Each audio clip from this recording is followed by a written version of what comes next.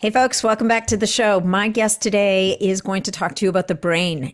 He's going to talk to you about how to optimize your brain and very, very, very cool technology that combines both light and sound to help you get your brain working better. It's actually technology that can help you with state transitions, which of course can be very tricky for people. So going from awake to asleep, going from asleep to awake, going from scattered to focused, from anxious to calm, all those beautiful things.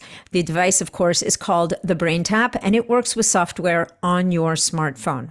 My guest is none other than Dr. Patrick Porter, who is a psychologist, the founder and creator of BrainTap Technologies, and the inventor of the BrainTap headset. So it's very cool technology. I used it myself. I've used it myself now off and on for the last couple of months. And as you know, I've got lots of technology at my fingertips for my brain. So I'm always trying something new, but I have to say that although the BrainTap required a little bit more commitment from me in terms of needing to use it 3 times a day, after being consistent for a couple of weeks, I definitely found that I was starting to feel more focused and getting more done. Very interesting experience. It's something that I think if you can get around to it, it's definitely something to try.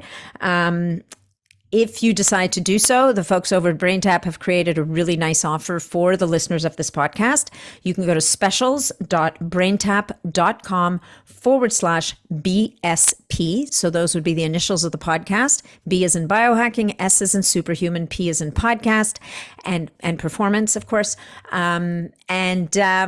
You can check it out. You can find BrainTap on Instagram, of course. And I believe that Dr. Patrick Porter also has an Instagram account. Always lots of great information there. And if you want to reach me, you know where to find me. The best way is through my website, natniddam.com, which will also give you information about my new community on Mighty Networks, BSP community, which I would invite you to check out and to join if you're feeling inspired. It's going to be a great place to talk about anything your heart desires. There'll be live Q&As with me, live Q&As with experts I've interviewed on the podcast, lots and lots going on over there. So thank you so much for being here. You know how much I appreciate you guys. I appreciate the comments and the questions, you guys writing to me, and of course, all of the reviews that you take the time to leave on whatever platform you're consuming this podcast on, because that, of course, is what allows us to rank up. And lately, we've been in the top 50 in the US. So that is all thanks to you. So thank you so much. Let's get in a quick message from one of our sponsors, and then we dive right into the episode. Enjoy. Hey folks, just a quick reminder that all of the information presented in this podcast is for information purposes only. No medical advice, no diagnosing, no treatments suggested here. Before you try anything that you hear about or learn about here, make sure that you check with your medical provider. Dr. Patrick Porter, welcome to the show. It is such a pleasure to have you here today. It's great to be here. Thanks for having me. Yeah. So we met briefly at PaleoFX. I think it was kind of close to the end of the event, because I'm pretty sure if I would have met you at the beginning of the event, I would have just hung out with you for a whole bunch of time. Yeah, I thought it was a great event. I know it wasn't as well attended, but we met a lot of great people like yourself there. And so I think the real players came out, and it was, people are still a little leery, I guess, going out to events, but we've had some pretty good events since it opened up. Yeah, I think, it's a bit of a mixed bag, but what I've found is the events I've been to that have been a bit smaller, what's the nice thing about it is you do get to connect with people in a different way, right? Where it's not quite as frenetic as some of the big ones. And I know you're doing one of the biggest ones this fall, and I think you will find that experience to be quite different. Yeah, last time I couldn't even get near my own booth. So, but this time, if people remember those kind of events, like last time it was in Beverly Hills, now we have twice the space. So we hopefully will be able to handle the people coming. Well, you'll be changing a lot of brains while you're down there. So I really like to start my podcast talking a little bit about you. What brought you to what you do today? Have you been a BrainTap guy since the beginning? Did you join the company? Are you the founder of this technology? Tell us a little bit about Dr. Patrick Porter and how he sits here before me today with this amazing technology. All right. Well, I was blessed to be the son of an alcoholic, so that started my journey. My dad got help doing something called the Silva method, which a lot of people, there's still millions of people doing it today. He was one of the first people trained by Jose Silva. And so he was there when Laura was just a child, and I was brought up doing it. I'm actually, when I was 12 years old, he helped me create my first affirmation tape that I woke up to. Nice. I was a very negative kid, and I thought God's whole business was making sure my life was terrible and rough. And my dad had me read a book called As a Man Thinketh, and I had to read it every day in the summer and go up and tell him how I was going to implement those principles. Wow. And that book went on to other books. And I like to tell people I had my midlife crisis when I was in teen years instead of waiting till I was 40.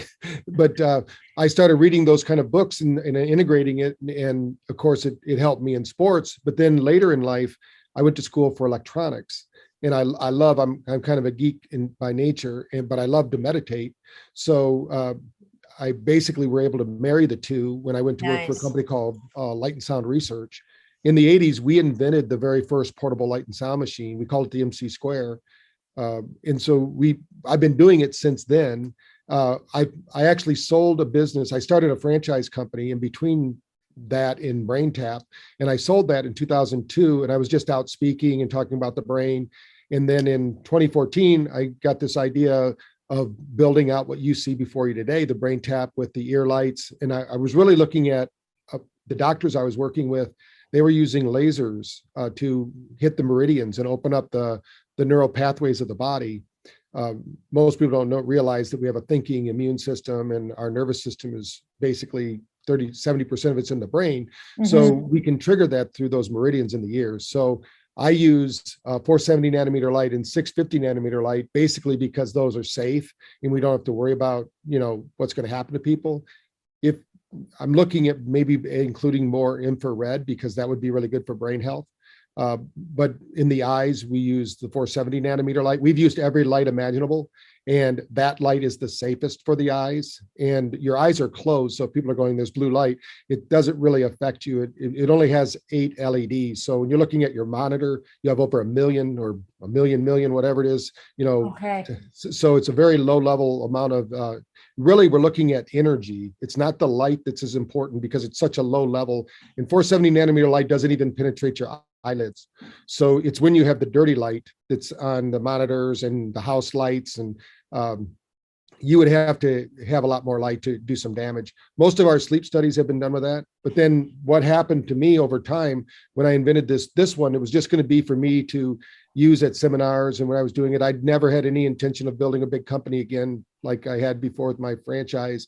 But now's the time. We're finding that so many people, and there are so many different applications now. When I first started, it was about pain control. Most people don't realize that we only experience pain in a brainwave of beta. If we have the higher the beta ratio in our brainwave profile, the more pain we experience. The less beta in our brainwave profile, the less pain. And if we can teach somebody to get a lower amount of beta, they can actually go through painless surgery like I did. I went through painless surgery to have shoulder surgery with nothing more than my dad training me to use my mind. So our You're body kidding, can like no anesthetic. No anesthetic. They cut open my shoulder, took a piece of my collarbone, put it over here with a screw through it. And I didn't use anything but my breathing techniques and visualization. I teach that on the BrainTap, has the whole series in our Pain Free Lifestyle. I taught the series. It's a little bit of Silva, a little bit of Dr. Kroger. There's a couple different methods that I learned over the years, and I kind of put them together into that series. That's incredible. So you totally nailed one of the big questions, probably because everybody asked you this question when we put the visor down. And for people who are watching this on YouTube, most people listen to this on Spotify. For anybody who has not seen the BrainTap headset, it looks like this. And so the visor shines, that has two, I don't think I can show them here. Yeah, you can see these two kind of headlights, and they've got four LEDs in each, and they will flash blue light, as you said. And I was dying to ask you, I'm like, why are those lights blue? Why are they not red? Because when we're sleeping, wouldn't we want red instead of blue? So you would think that would be true, but it's not. Red light actually is energizing. So if you want to energize the cells, yeah, in the morning, red light's good. I mean, we actually have a product that we promote and we're researching from John Ott. John Ott is the main man when it comes to light. He had the Ott light generator back in the 70s, and he talks a lot about seasonal affective disorder. We have a little pad that has infrared and full spectrum light, and we've shown that it increases, mitochondria production in the body by about 30% just doing your email. So you set it up beside your computer and do it, because most people don't have the right light. But red light, we've never had anyone have a seizure with blue light, but we have had people who are photoepileptic, which is a subset of epilepsy, that have triggered epilepsy when we were using red light. Because we're not only, it's not just like when most people are using red light therapy. Can I ask you to pause for 1 second? Yep. I'm so sorry. Just hold that thought for 1 second. So when you think about the blue light, people have asked me that over the years. Why blue light? Why not red light? Why not white light? We actually have a prototype that uses full spectrum light. So we have all the colors. We can, like when you're in theta, it would be a nice purple. We have those, but it's not purple like an LED, because that would be damaging to the eyes. So what's really important is that you can have your eyes open with ours. We've done 2 different studies on relieving the pressure of macular degeneration.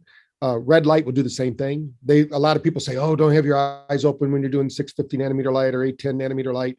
But the reality is that our bodies actually produce 810 to 860 nanometer light. Every person does. So No it's kidding. not, most people don't realize, Tom Brady is, right? The football player. Yep. He has clothing he calls TB12. That's recovery wear. Well, our science officer at BrainTap created that clothing for him. And because we all emit this infrared light, and some people do more than others, that's why they're healers. You just get in their presence and they have this healing energy. Now we're proving that it's not just some metaphysical mumbo jumbo. It's actually true that we are all light. We emit light, and it's being emitted by our mitochondria. Right. And actually, I had Dave Asprey on one of our shows, and he's the one who kind of tipped me off to this photaic exchange of information in the body. So I started researching it about 3 years ago, and lo and behold, there's a lot of science. In fact, our body communicates not only through the electrical system, but we have this light system, this biophotaic light. And it really stems from how we trigger our genetic code, who we show up as, in other words. So light will trigger us to either, if it's good light, then it's going to have us show up as more powerful super being or whatever, because we're going to show up with all that energy and vitality. If it's bad light, then the cell has a cell danger response.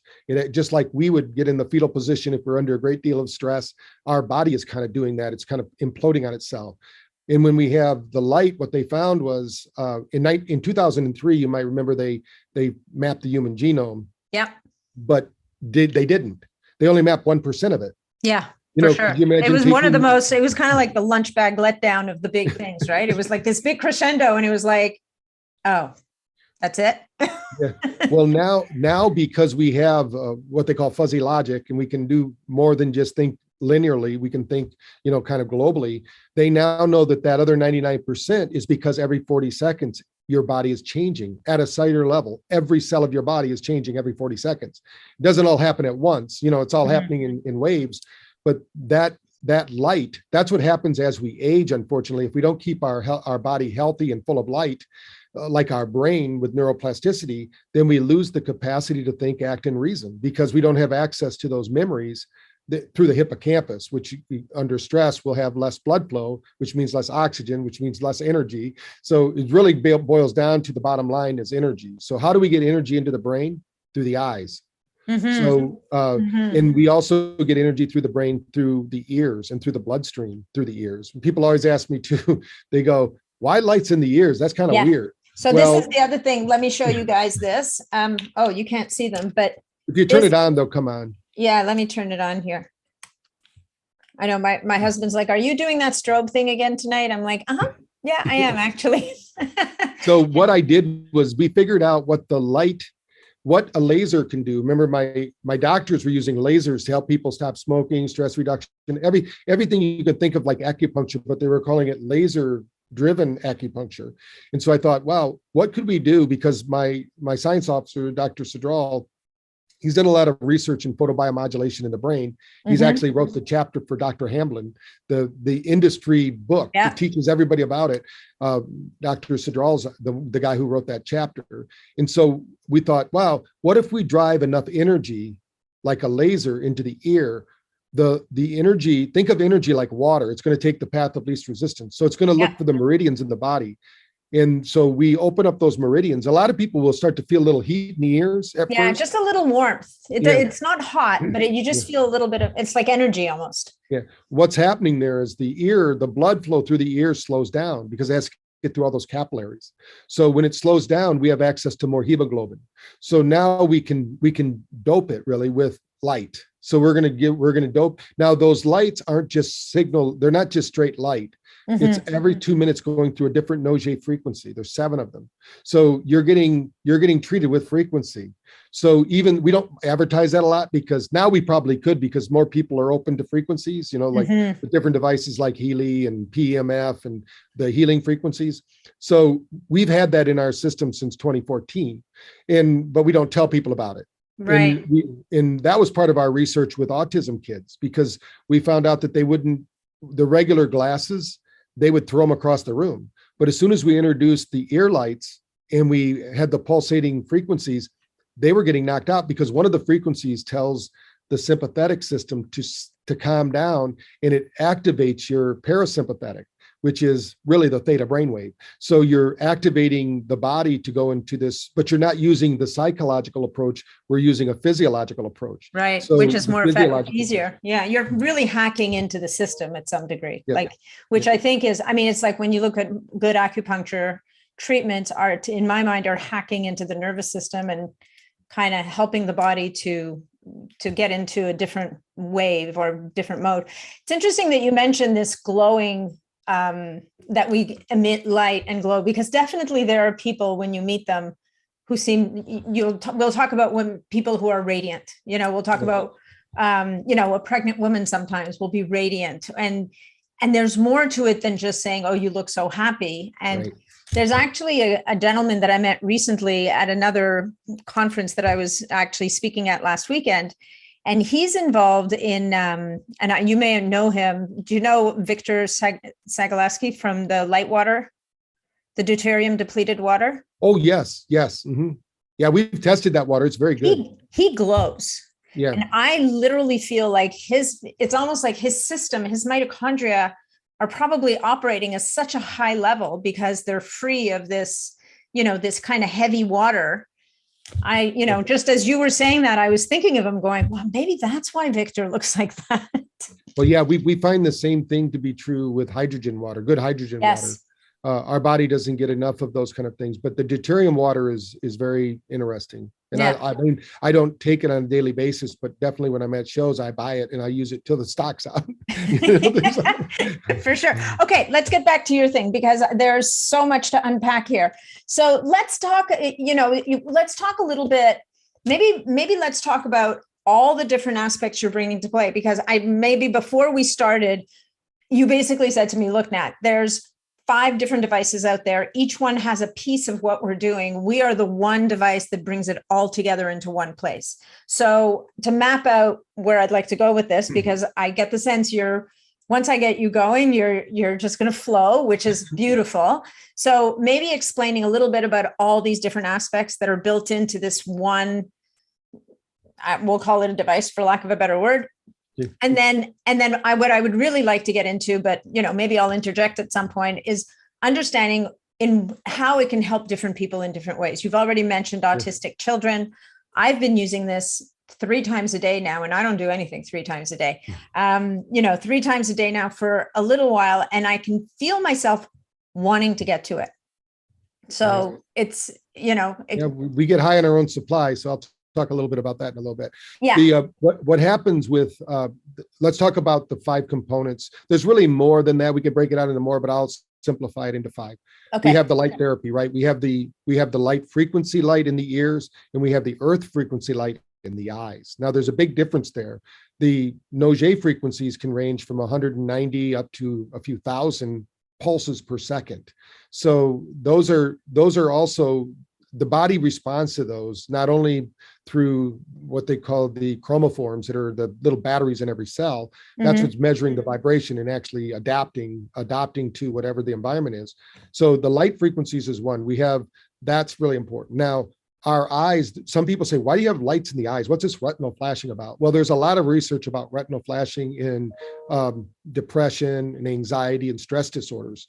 And the main reason for this is our eyes take in about 2,000 pieces of information every second, but they give the brain over 10 million pieces of information every second. So that means we're making it all up. Neuroscience will tell us, I love that. You're making it all up. Seriously. Right. So we're collecting a little bit of data, and then the brain's writing out this reality that we think we live in. That's why we can go to the kitchen and say, where's that salt you told me about? And you say, it's right there on the counter. And you're telling, like I might tell to Cynthia, it's not out here. And she goes, right in front of me, there it is. I go, well, it wasn't there a minute ago. It's really because we all have blind spots, but I didn't render it.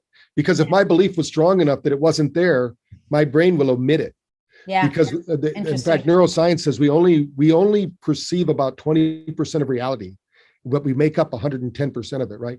So wow. So a little bit more. So that's really important. Also, the one thing that we learned over the years working with NORA, which is the Neuro-Ophthalmology Research Association, was that your eyes actually control 30% of your hearing. So if you think about that for a minute, if you've been to a lecture or church and you couldn't see the person speaking, you can't hear them. But as soon as you adjust your line of sight and you can see them, now your brain is activated. This is because of a primitive reflex that we have. Could you imagine 200,000 years ago or whatever, we're walking through the jungle, we can't pay attention to everything that's around us. We pay attention to what we're looking at. So that if we see a snake coming across or an animal or something like that. So what they know is when you close your eyes, and this is why meditation for most people doesn't work as well, or not at all. I've only had 2 people, including gurus, that could outperform BrainTap. And I'm talking about people that meditated for 40, 50 years. And I was taking people that had never meditated. It's because the brain shuts down naturally. As soon as we close our eyes, our brain says it's time to sleep. So let's say we started meditating when we were 30 years old. We have 30 years of experience that every time we closed our eyes with the intention of relaxing or going to sleep, it followed through the progression from beta, alpha, theta, delta, sleep, and then goes through the sleep cycle. So now we're going to disrupt that by doing meditation. Go ahead. I have a question. So, but when someone goes blind, we talk about hearing becoming much more acute. Is that because at this point the brain is redirecting resources to a sense that does work from senses that don't work? Yes. And also I've never met a blind person that still didn't use visual predicates. They're still saying, I don't know what a visual predicate. Like if they say, I see what you're talking about. It looks interesting, even though they're not seeing anything. Yeah. But also our device doesn't work through the same channels as looking or seeing, but it activates those brain patterns. We're working with cranial nerve 2. Okay. Basically, your eyes are not necessary for BrainTap to work. Well, what's necessary is this cranial nerve, because what we're doing, there's a part of the brain called the reticular activating system. Yep. This is, if you want to call it the default mode network, some people call it that. It's basically the part of us that keeps us safe, that makes sure that we know the difference between reason and not. If we saw a clown at the opera, that would tell us, hey, that's not supposed to be there. It's one of those things. So the brain is always doing those things. So we're gonna use that system to imitate Earth frequencies. Okay. This is the big difference. People will look at all these frequencies like Rife, and they're really good. There's a lot of different frequencies, but our brain actually gets the best results from frequencies from 0.05 to 100. That happens to be the primary brainwave states. That's why we call those Earth frequencies. So we don't go higher than 100. Now, we don't even have very many sessions to do that. We did some psilocybin studies with gamma. So we were doing some high sessions and people were getting psilocybin trips without a psilocybin. Because nobody gets a psilocybin trip that doesn't have receptors in their brain for a psilocybin. So it's our brain that causes the experience. The whatever is put into our body is just presented as a option for the brain. And if we have the receptors like opioids or cannabinoids and all these things, it's our brain actually triggering our own neuropharmacy. Right. And so with the light, you're able to trigger those same receptors. Right. If we can create the right same frequency. So Right. we measured people on a psilocybin and we found that they had an inordinate amount of gamma activity. And gamma used to be associated with schizophrenia. Now they're saying that this is what we need to keep that good gamma brain so that we can offset dementia and Alzheimer's and things like that, because it breaks down, it's a natural way to break down amyloid plaque in the brain and keep the blood flow and circulation going. So light is one, frequency is another. There's a lot of good frequency devices out there. What we wanted, my point is we're just talking about brain frequencies now, and they're really brain frequencies and earth frequencies are the same thing, because our brain actually mimics the earth in all things. So because it's always measuring its environment. Now we go to sound. Sound is important because we take in about 25,000 pieces of information every second. When somebody tells me that they have poor hearing, that's not so. They have poor filtering. Yeah. Everybody has perfect hearing, but what happens is as we age or as we have different belief systems, we don't hear it, because that person that says they don't have good hearing, if they're sitting in a restaurant and let's say they're into biohacking as an example, and somebody 2 tables over says biohacking, they hear it. Yes, absolutely. So we're always filtering out our reality. Now, sometimes it can be a neurological issue, meaning that the nervous system is shutting down and they don't have the right information to hear, but the brain is we don't just hear with our ears. No, of course not. It's the brain. Right. So these are just like for decorative purposes, really. Yes, right. We're to hang our glasses off. Exactly. So what we did was we said, what are the different kind of sound frequencies people use? And so we started first with using binaural beats back in the 80s. Yeah. And there was a company called the Monroe Institute, which we love those guys. I used to have property in Chipman, Virginia, just down the road from them. And we used to license their frequencies. And then, but they didn't want to do the light. Now they're coming on board. We're talking to them about encoding their frequencies to light, because what they do with sound, we do with light. So the retinal flashing is actually offset. And when your brain is synchronized, you don't see the light anymore. Yeah. You create a Gaussian field. So when people at first, they might have a little distraction because of the light, but once their brain learns the pattern, it's like learning a dance, it synchronizes, and it's like that black line in a movie. Oh, that's why I don't see it anymore. Right. Because I was using it the other night and I had to open my eye. I'm like, are the lights on? I wasn't sure. That happens all the time, because once you balance the brain, that's no longer needed unless you start to stress out. Like if there was something said or done, then you'll see it a little bit more. Then you'll balance out again. You won't see it, but you'll start to learn to visualize and have this almost, it is a vivid dream experience. You'll have like a psilocybin trip. You'll be in that space and you'll be able to organize your day and pre-plan and all the things we want to do through visualization, because it's the rods and cones of the brain that need to be, not just the eyes, but it's like, how does this mechanism work? We basically take it into the brain and the brain makes it all up. So we can do that internally too. And so we have these sounds. So binaural beats are really important, but I think it was 2009, even before I created BrainTap, the headset I have now, I had one called Zen Frames at that time. And I was on an airplane and I blew out my ear. We were changing altitude and I had to have surgery to repair it. I had a hole in my eardrum and I couldn't swim or anything. And I have about 20% less hearing in that ear, or processing of sound. And so when I was looking at the binaural beats, because I always test everything myself, and the QEEG was not tracking. And I said, what's going on? Well, in order for binaural beats to work, your brain has to be working perfectly matched. If not, how a binaural beat works, it takes information from both sides. Let's say we put a 300 hertz frequency in one ear and a 310 in the other. The brain doesn't hear either of those. It hears 10 hertz frequency. But if you're only hearing a little bit of it, you have a delay. So now the brain has interference. So I said, well, how can we fix that? I started researching isochronic tones, which is like a waterfall is an isochronic tone. White noise is isochronic tones. So I thought, why don't we layer in this isochronic tones? And then what if we put frequencies in the background as well? So we have different solfeggio frequencies on the sessions that we don't tell people about, mostly because it's all just to set up the frequency of the brain to trigger different regions of the brain. and each session is different. So I've got to have a lot of different variables. So it's like going to a symphony.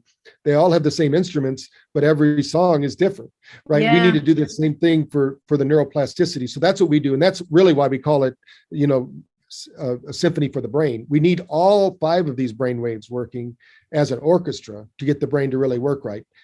Some people go, well, theta's the best. No, if you have too much theta and not enough of the others, you'll just be lazy. Yeah, you need all of them for sure. Yeah. So there's yeah, one more that I can add. Gotcha. Yeah, one more. So the 5th one there's 2 more, but the next one is the sound, right? Music is so important. Music therapy, gosh, for 200 years or more has been really useful. We know it really works. We've done a study, though, that showed that when you're listening to music, you get this great, they call it the Mozart effect, because your brain synchronizes. And that's where Baby Geniuses came from. The movie Baby Geniuses, they would play music for the babies. While that music is playing, our brain synchronizes and works great. But as soon as the music stops, and we have a big study going on in Brazil right now, because in our pilot study, we proved this out, what I'm talking about now. At the end of the music, the brain went right back to their stress state. There was no brain training. But we added, So we took that same music and we put my algorithm that I developed behind it. It took 72 hours for the brain to go back to its normal state. Wow. And what we found was if we could interrupt that pattern every 72 hours or before that, it never went back to that state. It created a new super state. And that's what we're helping you to create by doing it 3 times a day. Right. Now, on top of that, all of those things are changing your epigenetics, so changing your gene expression. Sure. But now we need to change through positive psychology what we're saying to each other. They say that we talk to ourselves, 80,000 words a day. Yeah. And I don't shut up. Right. So the problem is, I'm sure yours are all beautiful, loving statements about yourself, but the average person, they say the average person has 80% negative self-talk. If we talk to other people the way we talk to ourselves, nobody would want to even be with us. Yeah. So we need to change that profile, because those words are changing us. Yes, absolutely. And Bruce Lipton, who's a good friend of mine from Quantum University, he would say that, 80% of who we are is our genes, but they're not, 20% is mom and dad's genes. 80% is the epigenetic experience, which means what are the food we're eating, the thoughts we're thinking, the people we're hanging out with, all of those things are really important. So when you combine all of those, now what we did with BrainTap is you can take and go all the way down to just having the sound alone. Some people, they can't handle it all. Most people can, about 90% of the people can, but there's about 10% of the population. Once they get on all that information, it's too much. They don't have the infrastructure. So it's kind of like you live in a small town in America and you're doing a big fair and you're wondering why everybody's backed up and nothing's traveling through those highways. Those roads, we got to build that neuroplasticity so that they can handle the information, and it starts with the brain, then goes down through the body. So that's why you can start with just sound. Like a lot of people will start with just binaural beats, and then you add binaural beats in music maybe, and binaural beats in isochronic tones, binaural beats, isochronic tones in light therapy. Then you can start doing, but most people, 90% of our people, you just boom, right out of the gate, they're able to do it. And that's how we demo it, so that we can see. And we get about 1 out of every 100 that just kind of freak out a little bit because it's too much energy. They feel it. It becomes a visceral experience for them. Most people have a very relaxing experience, but there will be that 1 or 2 people out of 100 that will have that other experience. Yeah, no kidding. Okay. So light, frequency, sound, music, 1, 2, 3, 4, one more. In words. Words. So because I've been listening to you, Dr. Patrick Porter, for a couple of weeks now. Yeah. You've been living in my head. Right. I always tell people your best thinking brought you here. Yes. Could you imagine getting a brand new computer, but not upgrading the software?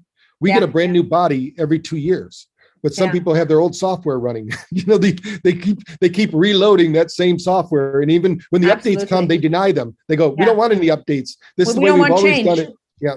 Yeah, absolutely. So, okay. So let's talk a bit about, because it is mind blowing how much is available to people in your app and how many different programs. So, and I think that what I've been doing was it's kind of like the sampler program. right? It's the 21-day journey. You do this for 21 days and you get access, you get exposed to many different things. There's certain times when I'm just getting, I guess, the binaural beats. Other times where, you're having a beautiful discussion with me.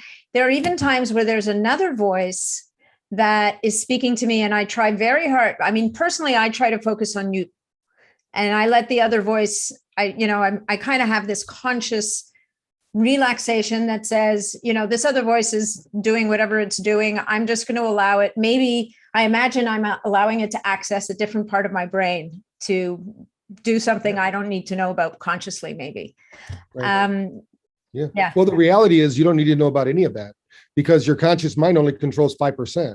Right. And the problem is most people spend 100% of their time trying to change the 5%. Yes. We need to change that 95%. So the two voices, if you're not listening with the headset, the double voice programs will actually get the brain to do more neurological training. You don't have to listen to either. But what's happening is we have a first attention and a second attention. We don't have a third attention. So if you're listening to the middle voice, which is, they're usually all me, and then you're listening to the right ear, the left ear, and typically people will actually make it up. They'll make up another story. They go, every time I listen to something different, that's so cool how you did that. Well, it's recorded. So it's not something changing. different. But the brain, we have what we call slippage in the brain, right? So if you're reading a book, no matter how fast you read it, you're not going to remember everything. So that's the slippage we're talking about. So what we're doing is those positive messages are basically to keep you on track, because unfortunately, our brain is designed to go off track, because if we just stay so focused on one thing, a bear could come up behind us, or we could be attacked. So some people have it more than others. They're able to, focus and stay focused, but most people have the attention span of a goldfish, like 5 seconds. So we need to tell me about it. We need to, and so we're training that. And what happens is most people will get into a super state and they'll have what we call an island time experience. And the main reason for this is our nervous system. Think of the nervous system as flowing from one state to the next. And if we're able to do the dance, we're in stress, we're in relax, we're stressed, we're in relax, we're stressed, relax. It's time to sleep, we go to sleep. It's time to wake up, we wake up. Most people don't have that capacity. They basically go to exhaustion, then they try to sleep and their brain wakes up and they go, what's going on? Why am I not able to sleep? 2/3 of America can't sleep, and that's a dysregulated brain. Yeah. And you can take all the supplements you want. If you don't first work on the brain, but if you work on the brain and take those supplements, you get a powerful synergy that happens. If you do breath work at the same time, that's even better. Yeah. Well, I will tell you that, and to my shock, because when I first saw the lights, I was like, there's no way these blue lights are helping me to sleep. I'm calling bullshit. And I'm like, you will wear the thing and ride it out. You will see what happens. And there might have been one night, and I don't have trouble sleeping, but I will say that, and I have not one, but like any good biohacker, I have 2 devices that measure my sleep.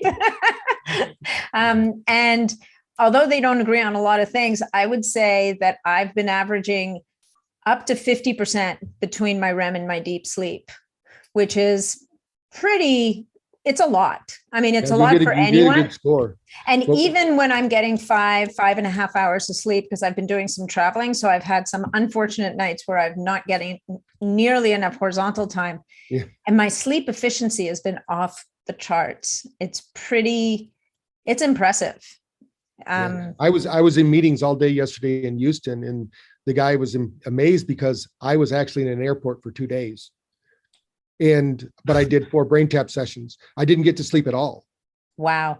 And I was in these meetings and he goes, you didn't sleep last night? I said, no, I was in the Charlotte airport because I didn't get off the plane till 2:30 and the other flight was at 5:30. So I could walk down to the gate and wait. But it's like, but our brain, now you can't do that for long. Nobody can. No, you will eventually pay the price, of course. You've got to get the deep sleep. It was so nice getting to the hotel and getting 7 hours of sleep and seeing my 95 sleep score again. Because, it's I know we try not to feel judged, but we do get an inordinate amount of joy when we get like the singing. You get a great recovery score and a sleep score, and you're like, yes, I nailed it. So let's. I mean, look, I'm guessing. I'm only beginning to guess that there are a gajillion applications for this kind of technology. But maybe we could talk. I mean, so obviously, so for sleep, what are you seeing with people who actually have sleep issues? So, and as you say, we have a really good sleep study that we just finished and actually published and presented to NIH 2 weeks ago in Scottsdale, Arizona. Congratulations. It was awesome. This was the NIH. There's two divisions of NIH. One is the pills and potions, and one is the integrative medicine. So I'm talking about the integrative medicine side, not the pills and potions. Great. But the head of that division, after she saw our study, she came over to the booth and she was in pain. And I had her do the pain series, and she was out of pain. She goes, "What just happened to me?" I said, "You just activated your own pharmacy. You know, the brain is the most powerful pharmacy on earth. You just got into that deep theta and said, you can get rid of it if you want." "Really?" And I showed her with our device, our NeuroCheck. She was so amazed. She goes, "We need to do some studies." I actually been communicating with her ever since then. She wants to help us get a $5 million grant to study the results, because she couldn't believe it herself. You know, and she goes, "I'm going to walk you through. We're going to get this done," because she's never seen anything that actually works like that. I mean, right away, instantaneously. But in the sleep study, I can't imagine anyone having worse sleep as a group of population than coal miners. Okay, so we went to Western Australia. They don't ever see the light of day. Right. Yeah. They go to sleep in the dark. They work in the dark. They leave in the dark. Their body, if somebody wants to talk about circadian rhythms and how that all works, there's no better group. So in the research that we have that's available at braintapresearch.com, we actually we had two different groups. We had one group that did the headset, one group that did just the earbuds, because we wanted to see what would happen if you just use sound. And what we found out was in 3 weeks using the headset, we improved the sleep score of the miners as a group by 70%. Wow. They were able to sleep through the night and they were able to recover. The others that were just using the app alone for the first 6 weeks, it took them 6 weeks to have that same score. But they did get it in the end. Yes, they did it. It just takes twice as long. But the most incredible part was the accidents went down.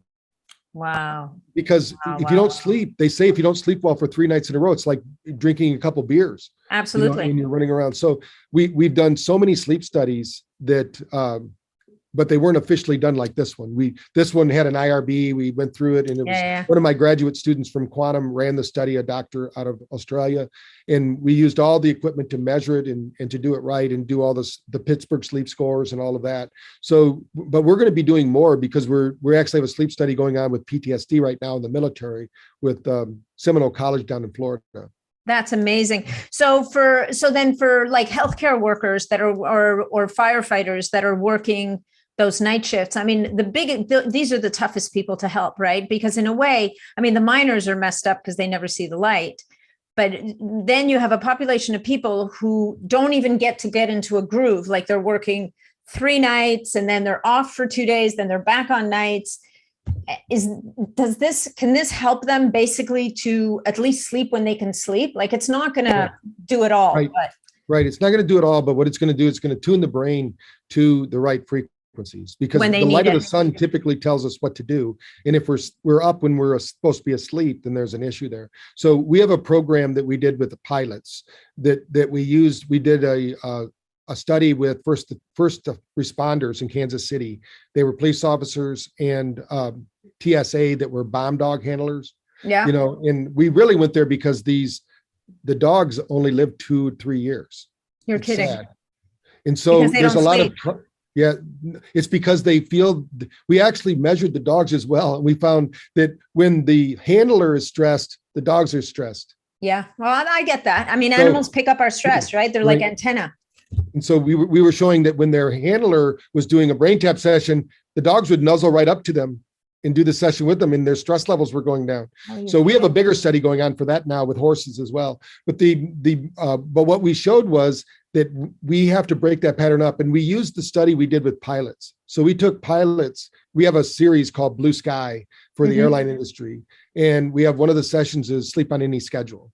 Because it's hard to do that. So we took pilots from San Francisco to China. They fly across 7 light zones. And I say light zones because we call them time zones, but it's really the light of the sun tells our body what to do. Like if we don't get to sleep before 10 o'clock or in 2 o'clock at night, we don't make melatonin like we should. Correct. So, but that's true with every biological function of our body. So it's not just melatonin.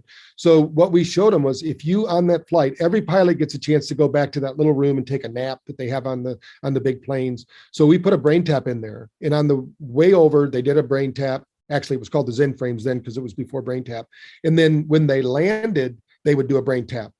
And first of all, we had to get our baseline. So to give you an idea, the airline industry says if you make that flight, you can't fly again for 4 days. Yeah. And the reason is they do neurological testing, and they know when you're ready to fly. Even though most of these planes aren't flown by anybody, they're all being flown by their autopilot, but they still have to be present, right? And they have to stay awake, and they have to be functioning. So we knew the baseline. We did that. We got them to that same point in 4 hours after landing. No kidding. And that was amazing. And the reason the airline industry had us do that, it was with US Air, which unfortunately, and they used United pilots for this because they didn't have pilots that did that. But what happened during the study, we proved it, but they still wouldn't implement it. Yeah, it's too much. Because they don't understand it. This was back in, I think, 2008. And I think we might get further now today. So if somebody's listening to this and you have a group of pilots you want to test this on, BrainTap's willing to put out the resources to do it. Nice. Because we know it's going to work. And the same thing with first responders. What happens, this is true for anything of high intensity. So it could be high intensity workout, could be high intensity fight with your loved ones, or whatever. It could be, PTSD in the military field or in personal life. After that happens, if we do not get the brain back to balance, the brain starts to believe that's normal. And so it starts to regulate out of balanced states into imbalanced states. Even though they don't feel good, they feel irritable, angry, but the brain starts to say, this is our life. Like people, I really don't like ever hearing the word the new normal. Yeah. There is no such thing as the new normal, because our nervous system is always adapting and changing. So the new normal isn't being stressed and angry and upset all the time. The new normal should be rebooting and saying, hey, today's a new day. How am I going to live this to my fullest? How am I going to, that's what biohackers do, right? How can I get the most out of every day, physically, mentally, emotionally, and spiritually? And if you can do that, it's going to be much better. There is no normal. No, agreed. So, okay. So that kind of checks off the sleep. So let's look at another group of people that is growing and growing and growing. And this is this realm of anxiety. And I'm seeing it, like we're seeing it across the spectrum, and we're seeing it in small children and in teenagers and young adults. And like, I don't think there's any age group or demographic or psychographic that is untouched by anxiety right now. It was true 2 years ago, and anybody that got left behind 2 years ago is pretty much on that boat. So two questions there. So for anxiety, and two, is there an age that you wouldn't use BrainTap for? No, if you go online, you'll see babies. There's one I love where the baby's crying and the mother puts the headset on, the baby stops crying with colic, takes it off, the baby starts crying, puts it on, stops crying. It's like you couldn't pay the baby to do that. You can't tell the baby to do it either. You really don't need it up to 4 years old, because the brain is still mostly in almost like an expanded state of consciousness. It's still just absorbing reality. It's not really processing it. But as soon as the child spits back the food and says, I'm in control, not just out of reflex, but just, starts making their own choices, you could probably use it. We've done tests up to people 103 years old and got neurological benefit. So there's really no one who can't use it, other than people who have photic epilepsy, which is a small group of people. And they can use the sound. I was going to say, couldn't they just use earbuds? They could use the earbuds. Okay. So for anxiety. So when you think about anxiety and stress disorders and things of that nature, what's at the root of it is the stress disorder. So nobody's really trained how to handle stress. You can't eliminate stress. What we have to do is build more capacity to handle stress. And that's what athletes do, right? In order for them to perform at their highest level for an hour of football or, basketball or hockey or whatever it is, they've got to really work that capacity. Most of us never work our capacity. Biohackers do, of course, because that's what they're doing every day. They're measuring their sleep, what happens when they eat this food. Most people don't do. Most people at the end of the day lay in bed with after taking their antacid and going, why do I have acid reflux? And they think they're supposed to be eliminating the acid, right? They don't they don't know they need digestive enzymes or maybe eat different foods. So yeah, exactly. Or maybe lay off the wine and the coffee. I don't know. Yeah, there's some different things they can do. So what happens physiologically to the body, or especially during times of stress? So there was actually a report that came out that showed 1 year of stress, like COVID, the hippocampus will shrink 3/4 of an inch. Right. So why does that happen? It happens because under stress, blood flow to the hippocampus is reduced. And that's the part of our brain that is part of reasoning power, not just the frontal lobe, but this hippocampus is the one that goes back and gets our past and brings it to the present. Yeah. It takes our short-term memories, makes long-term memories, and vice versa.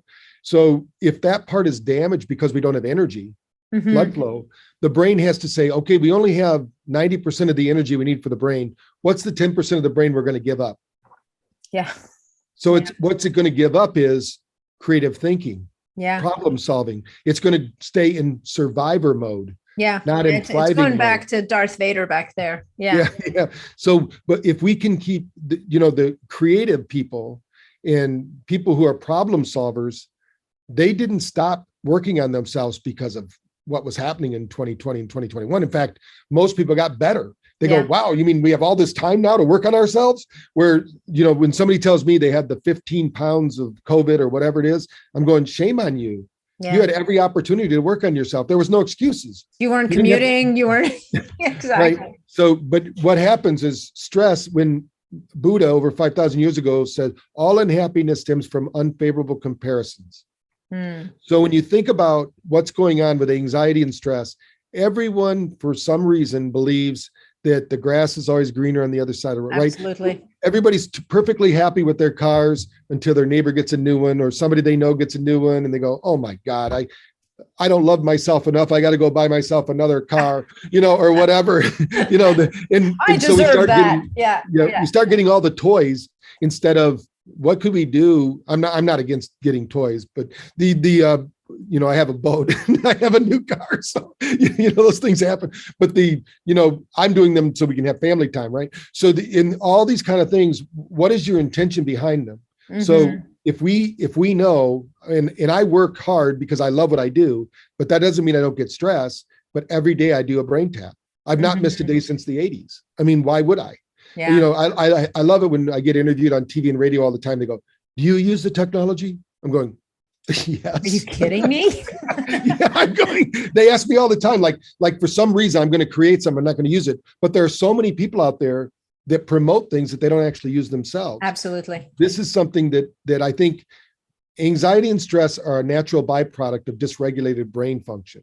Because if we don't have a solution to our problem, or if we don't have hope, we don't have long-term thinking, and all those people that had just immediate gratification, they got slammed. They were like what Mike Tyson said, everybody has a plan till they get hit. They got hit big time. There was no more immediate gratification. They had to live with the person they married 24/7 and find out either we're going to make this work. There were more divorces during COVID than ever before because they realized who they were married to and they didn't like it. There was the great resignation because people realized, why am I going into work and getting all this stress and all this anxiety when, I'm better than that? And they said, the hell with it. I'm resigning. I'm going to make my own future, but other people just caved in. There's more suicides now. There's more, anxiety disorders, and there's not enough mental health and mental wellness practitioners out there. And unfortunately, they're all doing the wrong thing. Well, and half of them are suffering from anxiety. Yeah. I mean, yeah, exactly. So how does BrainTap help? Because if BrainTap can help you to have shoulder surgery without anesthetic, I'm putting it out there that, there's got to be something in here that's going to help those people if we can not overwhelm them. So I'm going to put a plug in for Ben Greenfield's new documentary that's coming out. It's called Biohacking Happiness. Yeah. And the reason for that is happiness is an equation of energy. If you look at all the people that are unhappy, they're like energy vampires. We all know the people when they walk in the room, it gets a little dimmer. You want to be the person when you walk in the room, it gets a little brighter. Absolutely. And so when our energy systems are up, and literally this is a scientific fact now. They did a study. They can measure the photic exchange of a human being. That's why night vision goggles work. And somebody says, what do you mean? Why do you think night vision goggles work? Because we're emitting infrared light. and it picks it up on those cameras, on the little devices they wear. Yeah. So the people who are in love, gratitude, peace, and harmony, they actually emit 200 times more energy through their heart chakra than people who are in fear, anxiety, and stress. So when somebody is depressed and anxious, they're addicted to it. I'm sorry to say if somebody's out there that way, but some people are so far gone, they might need some pharmaceutical help, but it's got to be temporary, because there has never been an SSRI that's been proven result driven after 2 months. They were designed to only be used for 6 weeks. Yeah. No, look how many people they go, what does the doctor say? I'm sorry, you have genetic depression. You have to, now they have, it's almost like insulin resistance, that we have. Now people are becoming resistant to these pharmaceuticals because the brain's going, what the hell is this? I can do this better. Yeah. Well, and the receptors are getting numbed out, right? Or involuting, or whatever the case may be. I mean, the neurochemistry just doesn't respond anymore. So how is it working? When we get into a state of too much beta, especially if we get above, let's say 18 to 30 hertz frequency, if that becomes the predominant beta brainwave, you're going to produce an inordinate amount of adrenaline and cortisol. Those two together are going to shrink the brain's capacity to function, because they're going to put you into ready, set, go mode. And you're just reactionary. You're just, you're like a special forces. You're just ready to take on the world. Somebody says one thing and you have a hair trigger and that's not a good way to live. We don't want to feel like we're always on the end of the cliff and we're going to jump off. So we have to trigger more alpha activity. Alpha produces acetylcholine. We know that when we're by a fire or sitting by an ocean, we start to feel good. That's because the brain is matching the frequency of the environment. It's 10 hertz. So now we're getting bathed in this neurochemical of acetylcholine. We're supposed to, when we go to sleep, go through phases of sleep cycles. That's why you're saying the REM sleep, the deep sleep, all those things. And what happens with BrainTap is we're taking you through that cycle of sleep, but you're doing it in 10 minutes. So then it's like instead of only making your deposits into your neurological bank account at night while you sleep, you get to make that neurological deposit in the morning or in the afternoon or right before sleep. So now you don't have to offload all that stress. Now you can get right to the business of sleeping. You don't have to wash that all out. Now, theta, unfortunately, in the world we live in, when we're measuring brains, and we've been fortunate to measure about 30,000 brains in the last 10 years. Wow. That over 70% of the people we measure have more delta activity, which I'll talk about in a moment, but they have very little or no theta activity. Theta is important because theta produces something called GABA. Yes. GABA is the most, right now, before COVID, was the most researched neurological supplement. They were trying to figure out how they could bottle it and sell it, because if you don't have GABA, you can't sleep, you can't think, there's so many things. But we have the capacity to literally dump thousands of dollars of that every time you do a BrainTap session. So we can't buy as much. I mean, you could take GABA over the counter, but that's a fraction of what you could produce on your own by going into theta. And by the way, your body loves your own theta. It doesn't, GABA, it doesn't really like the store-bought one, especially if it's synthetic, exactly. So it might give somebody a lift. So those are being built up. The more alpha theta that we produce, those brain waves in balance. So just to put in perspective, we should be functioning around 40 to 45% beta, 30% alpha. This gives us that good balance between reaction and intuitiveness. We need that for problem solving and just living our life. Nothing is given in this life, so we always have to be thinking, something's going on. But theta is that part that they now associate with the inventive mind, like all the creative geniuses from Tesla, Einstein, Edison. All these people all had a process where they would go to sleep with a problem and wake up with a solution. Right. People have that, and actually Silva taught one. He called it, there was the perpetual question. You'd write down the question you had, put it under your pillow. You'd wake up in the morning and you're going to have the answer right on a pad of paper. That's because if you give the subconscious something to do, it never sleeps. So you might as well be working on your problems and give you a good solution. And so that's important. Now, when you get into delta is serotonin. So a lot of people are taking SSRIs, which are serotonin uptake inhibitors, which I'm not telling anyone to get off their pharmaceuticals. Go to your doctor and get off them. But the reality is that we already have too much serotonin. Most people are running around with so much, and that's a sign of inflammation or traumatic brain injuries. And we need when we're awake, we should only have 10% or less of that. When we're sleeping, we should have 70% or more of it. So we should be building our serotonin bank account at night while we sleep, not while we're awake.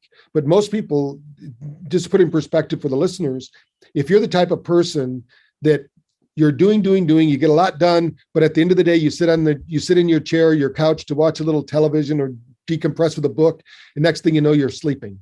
Yeah. That's because your brain does not know how to regulate. It would go, but it doesn't know how to shift gears into that parasympathetic state without falling asleep, because your body's in neurological exhaustion. Yeah. It's like pulling a parachute all day long. And at the end of the day, you finally get to put the parachute down. You go, next thing you know, you're sleeping. Yeah. And you're not getting good sleep, because good sleep means you've offloaded the stress first.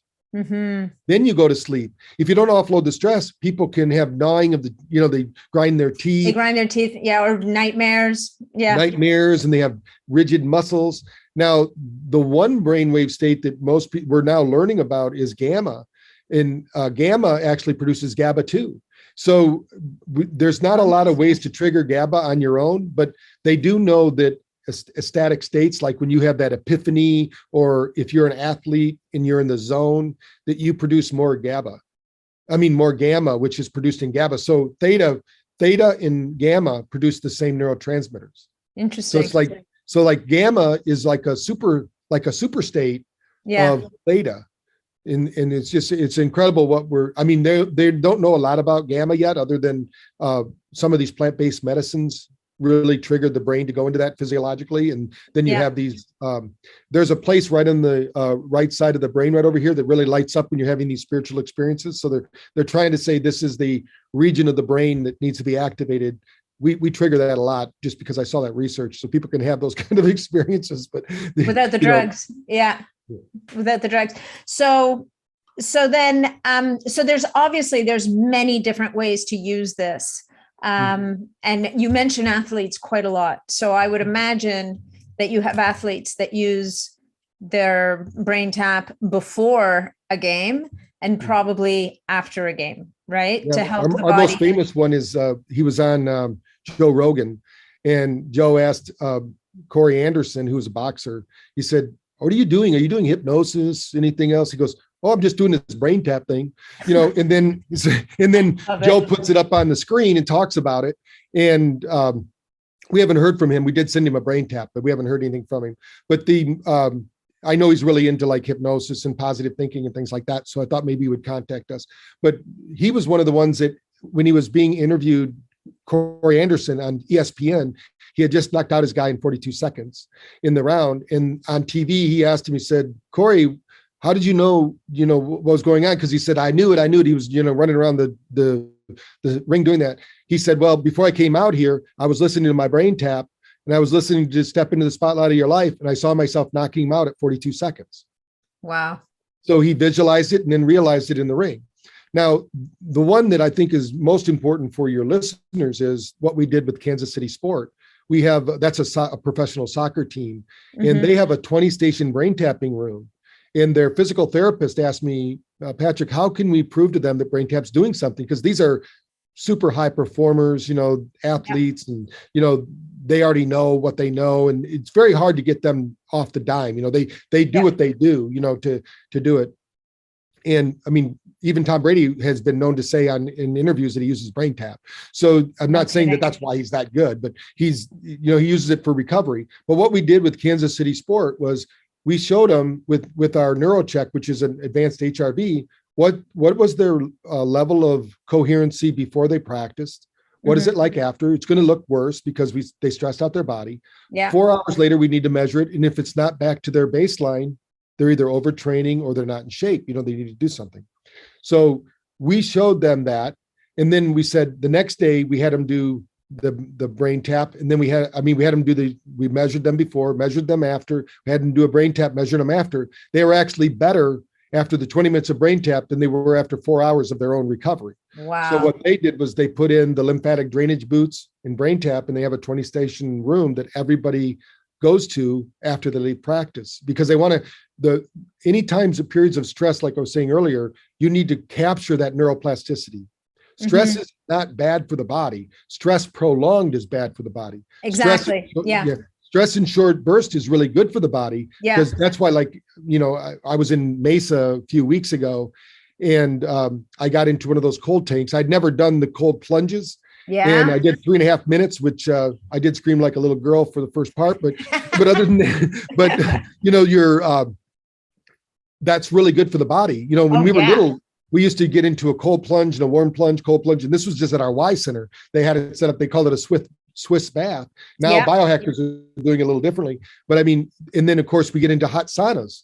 So you go from cold water to hot saunas.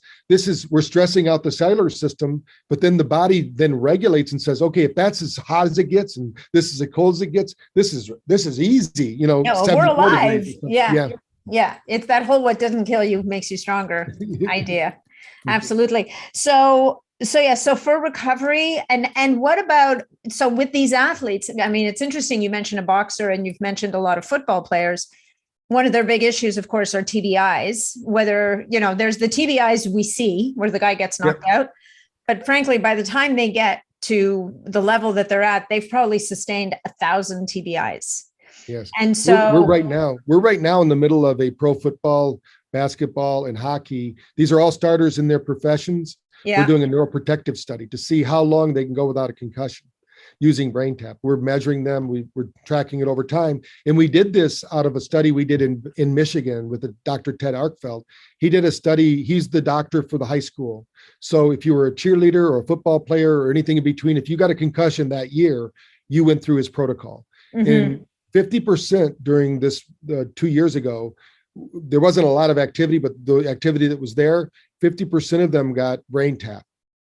That we then followed them for a year after treatment. So they all got the same neurological care, but 50% got BrainTap at the end of that treatment.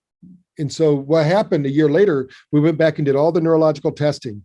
That group that used BrainTap was between 30 and 70% neurological improvements over all areas of their physiology and nervous system. So we just published that paper, and we have Florida Atlantic University and Seminole College now are doing a bigger study with that, because this was a high school study. So now, of course, colleges don't believe it would happen in college; it happened in high school. So then hopefully we'll be able to move it to the pro sports, because pros always say, well, it happened in college, but I don't know if it'll work in pros. But we find that the reason the recovery, it's so important at the time, the sooner you can get to the problem and start to solve it, the less long-term damage happens. Absolutely. Well, because you have neurons dying, right? Like you've got the brain not getting enough blood flow. And I would imagine blood flow is increasing here. Like you're just nourishing the brain. Right.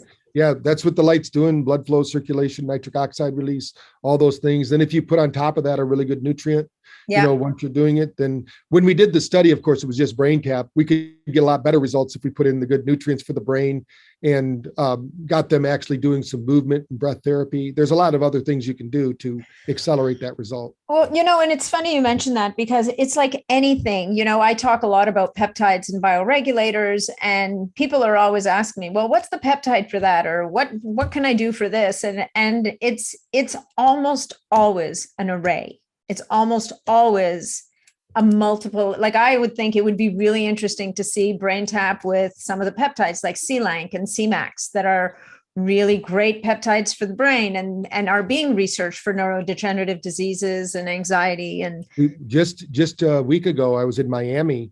And first time I was ever introduced to where I could actually do some testing with peptides. And it blew me away. What happens neurologically. So I would love to talk to you about that at some point. Maybe we can do a study and have one of the colleges support it or something like that. I think it would be amazing. I think it's it's how do we 1 + 1 can be 10. Never mind 3, like 1 + 1 could be 10 if you've got the right ones. So do you have studies also? And I'm guessing every question I'm going to ask, you've got a study, but I'm just throwing things at the wall at this point because I'm just fascinated by all this. So for neurodegenerative diseases, you've got to be working on that for sure. We have a couple really big studies going on with that, and we have one that's finished. It's actually written about in a book called Saving Your Brain by Dr. Kelly Miller. We did this study with him. We took women 55, 65 years old, and we sent them all to their doctor. He already thought that they were in the dementia scale. These are not, did not have Alzheimer's. So I need to make sure you understand. These are dementia patients. Yeah. So they were told by their doctor, look, you're just going to get worse. Prepare yourself. There's nothing we can do. Blah, blah, and these blah, are blah. young people, like they're 50s and 60s. Right. Like, Right. So, I don't know if they all took statins or whatever, but I'm going to say probably they did, because the brain is fat. So you can't strip out all the fat of your body and think your brain's going to function right. So in the process, what we did is we sent them to their doctor to make sure they were diagnosed. They all got the diagnosis from the doctor. You have dementia. There's nothing we can do for you. You're on your way. So now we had that diagnosis. We put them on a protocol 3 times a day, actually the same protocol you're doing, except the afternoon session was different because we actually found out the left hemisphere was moving slower than the right. So in the app, in the neurofeedback section, there's one called New Mind. Those have frequencies for the right and left brain. And if you have a QEEG, you can pair up the solution with the problem. So what we did is if we have that for our doctors. So in this group, we had them do that series for 6 weeks in the afternoon. So they did the AM programs in the morning to wake up their brain, or the SMR, because this is also, that's the brainwave between alpha and beta. That's the one that atrophies as we get better looking and more intelligent with age. So those are that's why we need to keep that one really active and going. So we do that first thing in the morning. We call that digital coffee.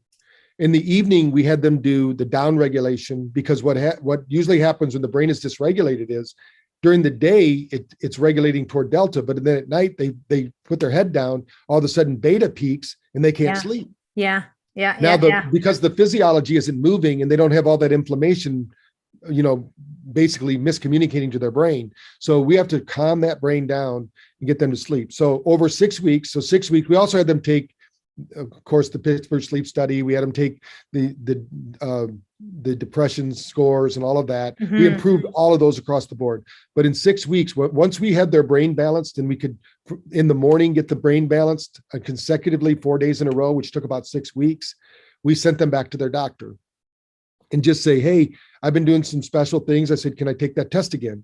Every one of them qualified to be in their regular age group. None of them are on the dementia scale in 6 weeks. Wow.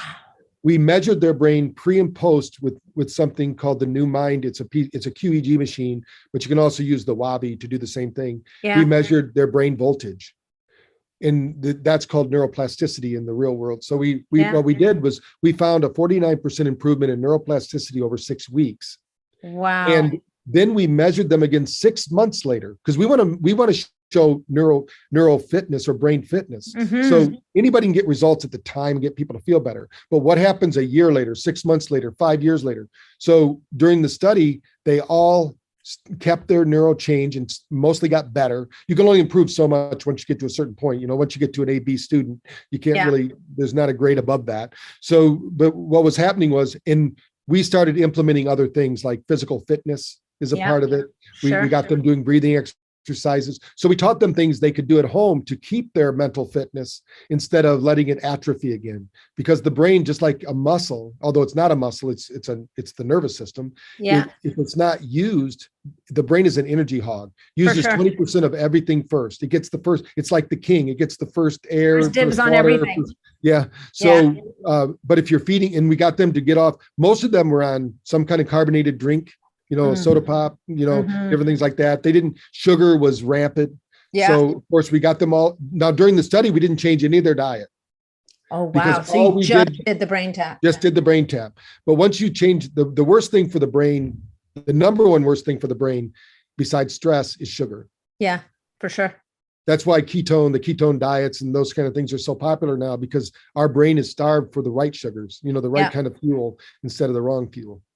But what happened was once we did that, now we have places like Seminole College.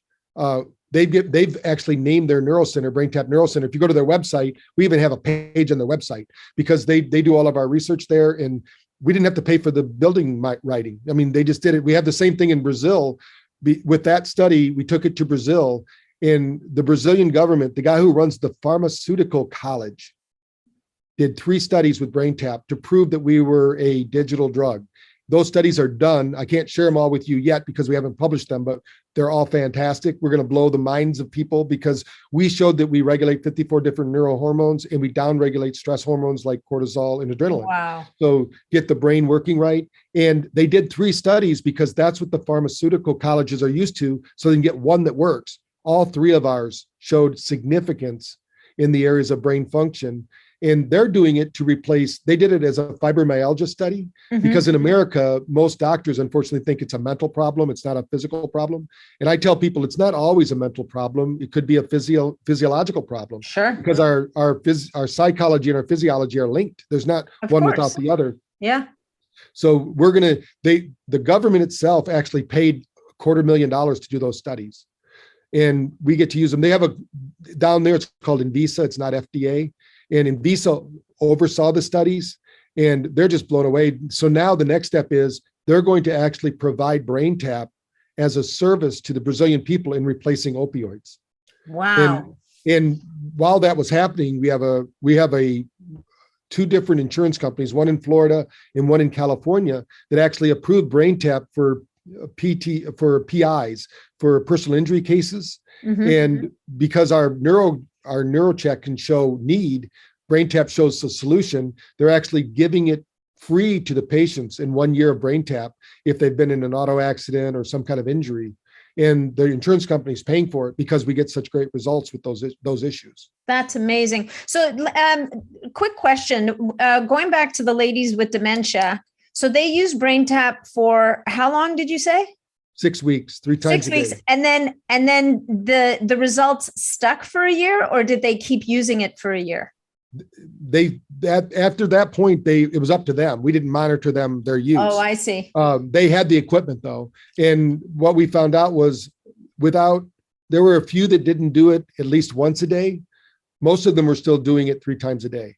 Yeah, you would think so. So for you, do you use it 3 times a day still, or do you use it once a day? I use it twice a day. So I do morning it and night? every morning. Yeah.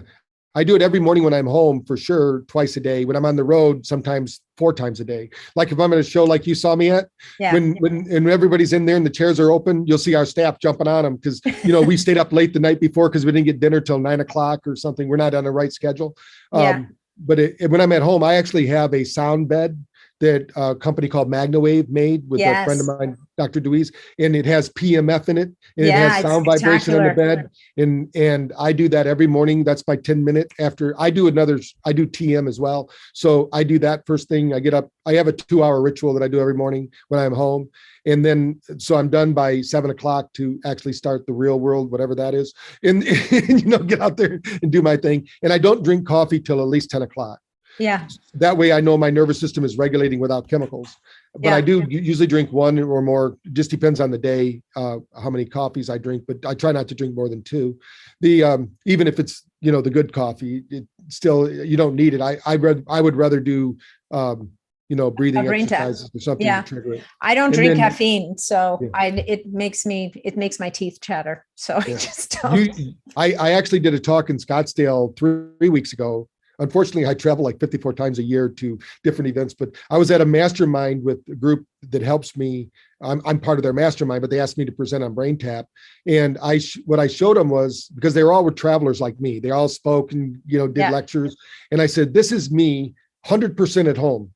My nervous system regulates 100%. I said, that takes work. It takes about 3 or 4 days once I get home, eating correctly, doing everything, getting 7 to 8 hours sleep. I usually never get 8 hours. I try to, but I usually do 7. I never use an alarm clock. So I just, whatever I get up. And so, but I showed them, here I was, it's got the date on it.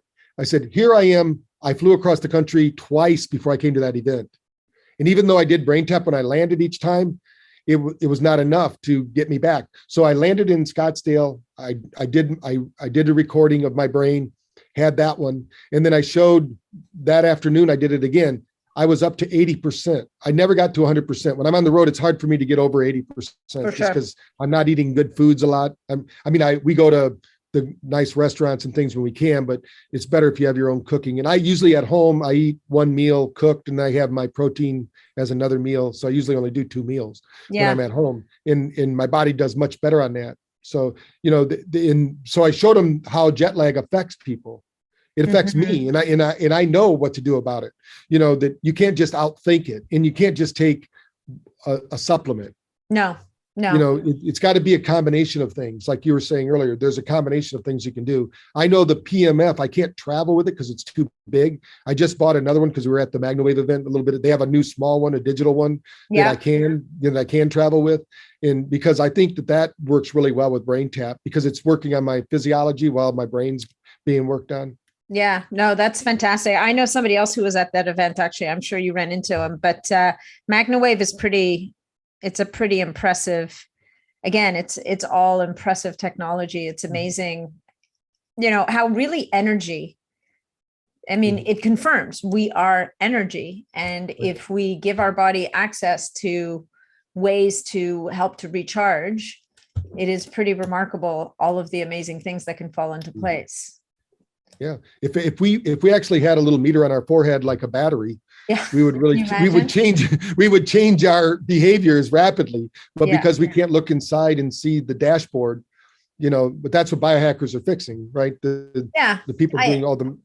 I think it's what we strive to do, right? Is to get to a point where we reconnect with our bodies. It's get away from that. It's funny, a few times you've been talking about things, and I think of it as it's kind of like metabolic flexibility, but for the brain to be able to slide in and out of different states.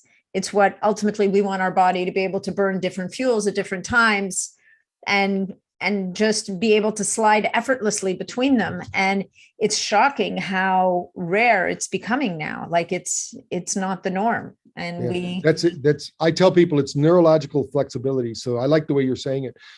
Because if we can't shift, I have a gear shifter usually, and most people run their life like they have a standard transmission. It needs to be one of these 12, like the new 12 speed automatics. You don't even feel them shifting gears. The brain just shifts, and it's like a dance. If the body can do it, that's why I always tell people Tai Chi, yoga, and dancing are so important for the nervous system. You got to do something every day to move your nervous system.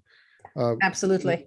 It doesn't have to be that sophisticated. You can just lock the door, shut the curtains, and dance. And you can't not breathe and dance. You're going to be falling down. So you got to pretty much. All right. So I'm going to ask you a final question. Well, I'm going to ask you my final question. Then I'm going to invite you to share something with the audience, and then we'll wind it down, because we could keep talking for a very long time, apparently.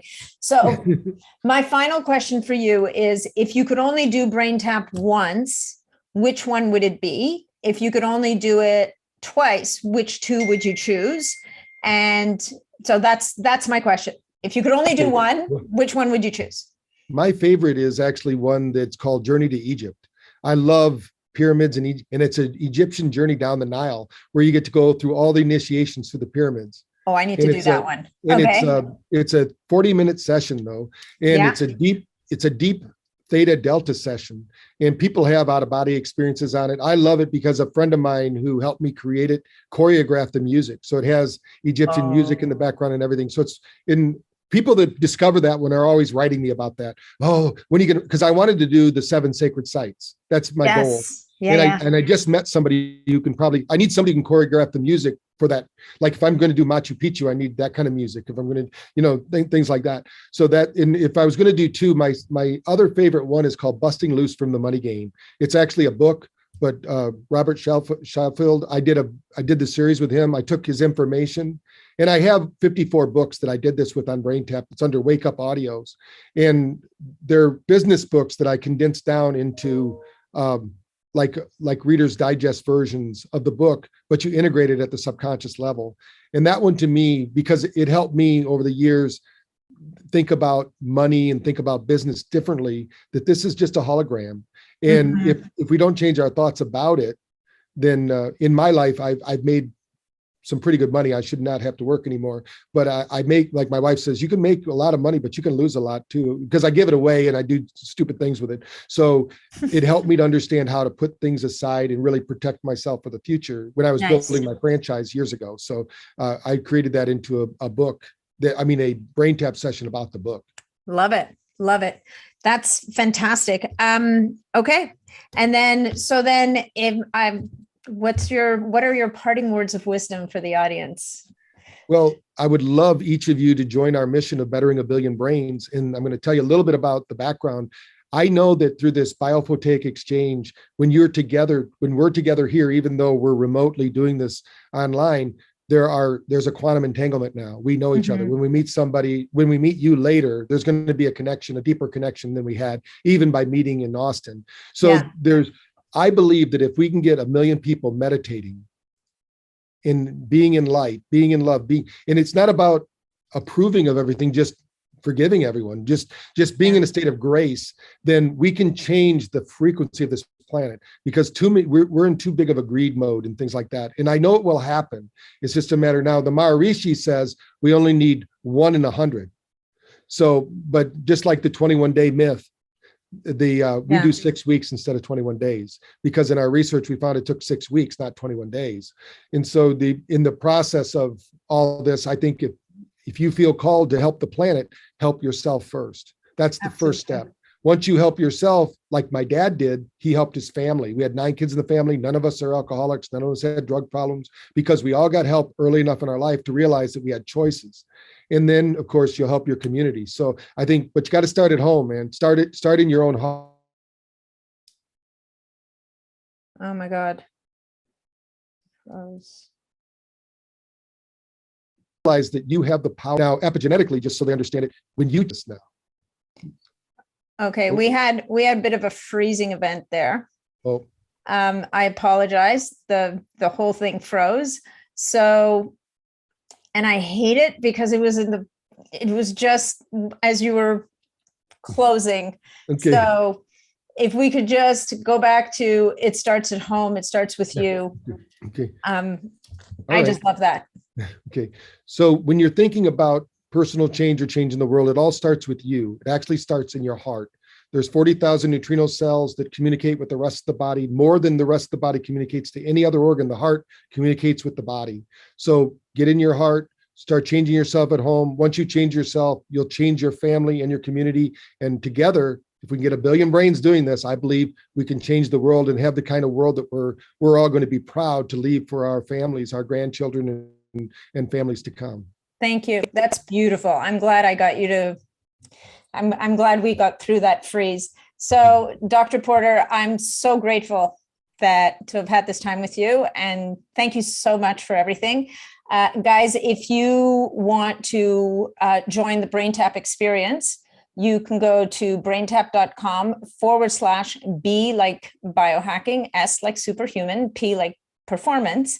And your team's put together a beautiful offer for the listeners. So you guys can go check that out. And aside from that, Patrick, until we meet again, I think for sure in September, if not before then, thank you so much for your time today. All right. Well, thank you for helping me get the mission out there, get the message there. Oh, it's my pleasure.